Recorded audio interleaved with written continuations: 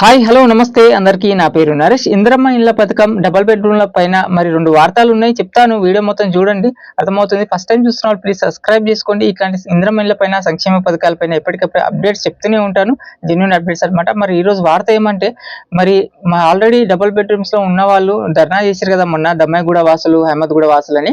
వాళ్ళకి సౌకర్యాలు సరిగా లేవు, వసతులు లేవు. మరి వాళ్ళకి రవాణా సంస్థ, బస్తీ దవాఖాన కానీ, అంగన్వాడీ కానీ, స్కూల్ కానీ అట్లనే లిఫ్ట్లు కూడా పనిచేయట్లేవు. మరి పోయిన ప్రభుత్వం పంపిణీ చేసేది అనమాట వాళ్ళకి డబుల్ బెడ్రూమ్లు. వాటిలో ఇట్లాంటి సమస్యలు అన్నీ ఉన్నాయి. కొన్ని పెచ్చులు కొడుతున్నాయి ఇల్లు అని, ఇట్లాంటి వార్త కూడా నేను చేసిన. వాళ్ళకైతే కలెక్టర్ ఫోకస్ చేసిన అనమాట. వాళ్ళ సమస్యల పైన మరి సమీక్ష నిర్వహించిన అనమాట. వాళ్ళ సమస్యలన్నీ పరిష్కరిస్తానని ఆల్రెడీ స్టార్ట్ చేయమని అధికారులకు ఆదేశాలు ఇవ్వడం జరిగింది. వాళ్ళకి అక్కడే చిరు వ్యాపారాలు పెట్టుకోవడానికి లోన్లు ఇచ్చే సౌకర్యం కూడా కల్పిస్తారట వాళ్ళకి. మరి అక్కడ ఉన్న వాళ్ళ సమస్యలన్నీ తీర్చడానికి ఒక మాట అయితే కలెక్టర్ అయితే, మల్కాజ్గిరి కలెక్టర్ అనమాట, మను చౌదరి, ఆయన అయితే వాళ్ళకి హామీ ఇచ్చింది. రెండోది ఏమో డబుల్ బెడ్రూమ్లు.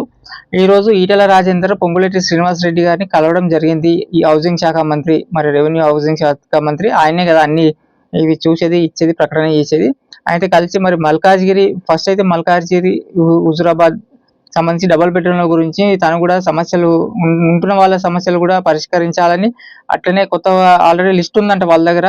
డబుల్ బెడ్రూమ్ ఖాళీగా ఉన్న డబుల్ బెడ్రూమ్ ఇంతకుముందు మిస్ అయిన వారి లిస్టు కూడా ఆయనకి ఇచ్చిందంట, పొంగులేటి మంత్రి గారికి ఇచ్చిండు. వాళ్ళు కూడా డబుల్ బెడ్రూమ్ కేటాయించాలని.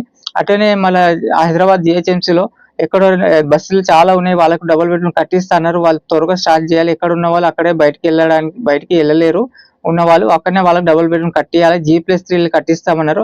అవి తొందరగా కట్టియాలని ఆయన అయితే ఆయనకైతే కలిసి ఈ సమస్యల పైన అయితే మాట్లాడిలు. మరి పొంగులేటి శ్రీనివాస్ రెడ్డి గారు కూడా మరి సానుకూలంగానే స్పందించారు అనమాట.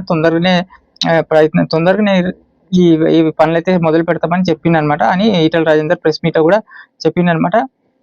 హుజురాబాద్ లో కూడా డబుల్ బెడ్రూమ్స్ ఉన్నాయి, వాటిని కూడా పంపిణీ చేయాలి. అవన్నీ పాత పడిపోతున్నాయి, దర్వాజాలు, కిటికీలు ఊడబెట్టుకొని పోతున్నారు రకరకాలుగా. ఇట్లా జిల్లాలో కూడా ఇట్లా ఈ విధంగా ఉన్నాయి. మరి హైదరాబాద్ లో కూడా లిస్టు, వాళ్ళకి సంబంధించిన మిస్ అయిన వాళ్ళ లిస్టు నిజమైన అర్హులకే ఇవ్వాలని, ఎవరైతే ఒకటికి 2 సార్లు, ఎందుకంటే అవకతవకలు చాలా జరిగినాయి. L1 లో కూడా ఇందిరమ్మ ఇండ్లు 5 లక్షలు ఇచ్చే వారికి కూడా సరిపోవట్లేదు. వాళ్ళకు మినిమం కొన్ని స్ట్రిక్ట్ కండిషన్స్ పెట్టినారు, అవి కూడా కొంచెం వెసులుబాటు ఇవ్వాలి వాళ్ళకు కూడా అని. ఇలాంటి సమస్యలపైన పొంగులేటి శ్రీనివాస్ రెడ్డి గారితో సచివాలయంతో మాట్లాడుతూ తనైతే కలిసి మన పేదల గురించి, డబుల్ బెడ్రూమ్ గురించి మరి మాట్లాడి దానికి సానుకూల స్పందన అయితే వచ్చింది. వీటిపైన మరో వీడియో చేస్తాను ఇంకా క్లియర్ గా. ప్లీజ్ సబ్స్క్రైబ్ చేసుకోండి, వీడియో వస్తే లైక్ చేయండి. నేను మరో వార్తతో మళ్ళీ కలుస్తాను. Thank you.